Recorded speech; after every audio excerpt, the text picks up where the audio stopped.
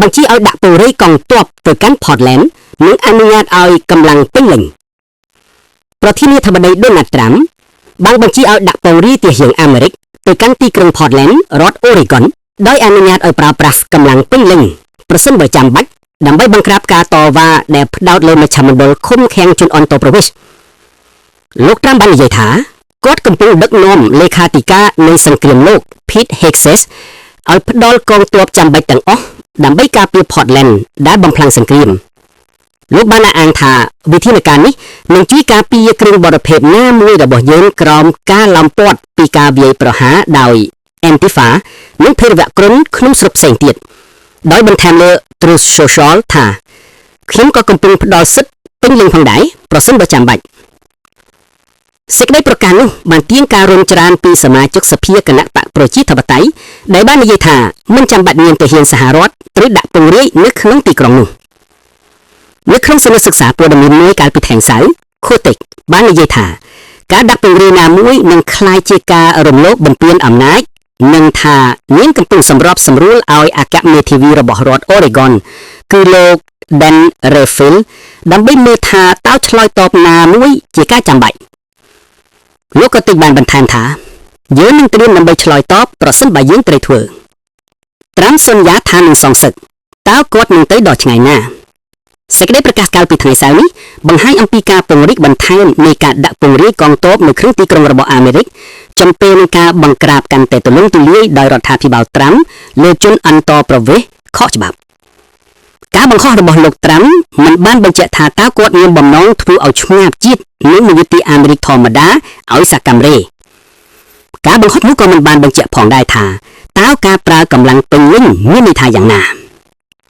អ្នកនាំពាក្យមន្ត្រីបញ្ចកោណលោក Sean Parnell បានប្រាប់ BBC ថាយើងរៀបចំក្រមងឲ្យបុគ្គលិកនាយកអាមេរិកមកជួយសម្គាល់ប្រតិបត្តិការរបស់ DHS នៅទីក្រុង Portland តាមការណែនាំរបស់ប្រធានាធិបតី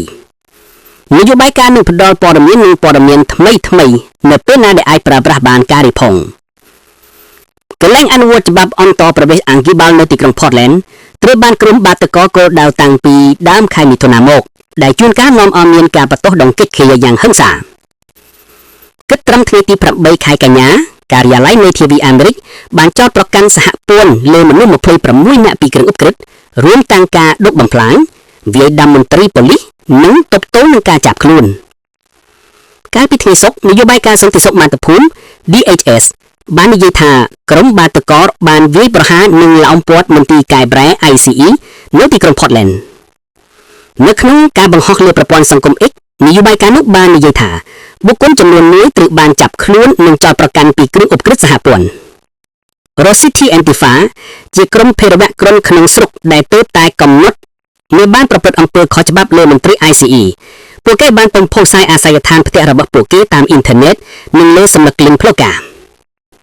បុគ្គលដែលមានទំនាក់ទំនងជាមួយ Antifa ក៏បានផ្ញើការគំរាមកំហែងដល់បុគ្គលិក DHS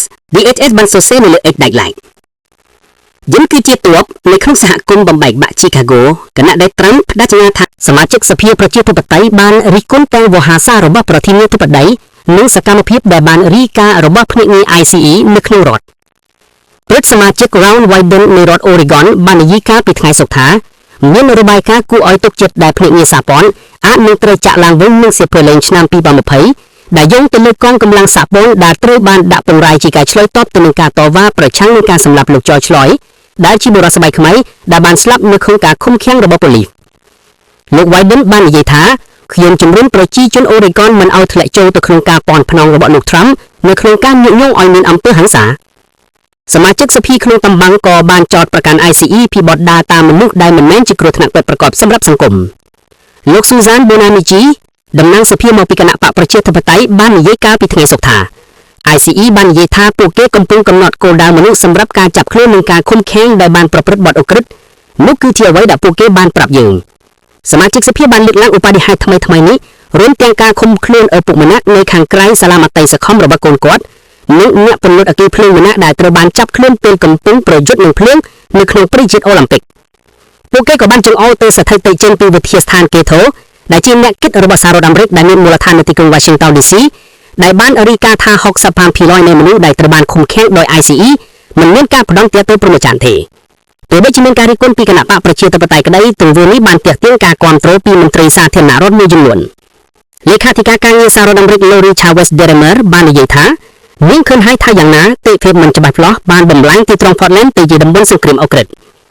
នៅក្នុងការបង្ហោះនៅលើ X លោក Chavez ដែលពីមុនបានបម្រើជាតំណាងសភាមកពីគណៈបកសាធារណរដ្ឋសម្រាប់សង្កាត់ Oregon បានថ្លែងអំណរគុណទៅលោក Trump ដែលមានវិធានការដើម្បីទប់ស្កាត់ ICE facility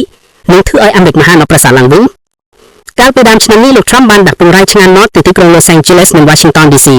និងភ្នាក់ងារសហព័ន្ធត្រូវបានរំពឹងថានឹងមកដល់ទីក្រុង Memphis នៅសប្តាហ៍ក្រោយនៅទីក្រុង Los Angeles ប្រធានាធិបតីបានបញ្ជាឲ្យបុគ្គលិកសហព័ន្ធ2000នាក់ដើម្បីដកស្រាយនឹងចលាចលជំវិញការវាយប្រយុទ្ធនឹងជនចំណុះការគ្មានឯកសារការបន្ទុកកញ្ជិកបានផ្ទុះឡើងជាយូរថ្ងៃនឹងអាស្មាបង្រួមទិនត្រូវបានប្រើប្រាស់ដើម្បីបំបែកហ៊ុំយន្តដាក់តវ៉ា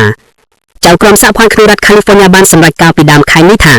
ការដាក់ពង្រាយឆ្ងាញ់ណតនៅទីក្រុង Los Angeles គឺខុសច្បាប់និងបានបំពានច្បាប់ Posse Comitatus